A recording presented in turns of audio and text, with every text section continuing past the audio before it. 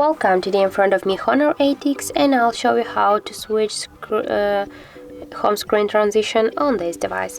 So you should first just slide with your two fingers at the same time to the center, and here you will see the transitions section. Tap there, and now as can you see we got the default one, and just you can select one from these available transitions.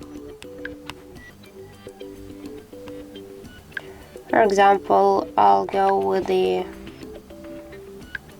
rotate one. And now just to save the changes, tap here, go back once, and as can you see we just successfully changed our home screen animation. And if you want to turn on again the default one or to switch to another one, by the same way, slide with your two fingers, go into the steady transitions icon, and here for example change to default, and as can you see we just get the regular our default home screen animation.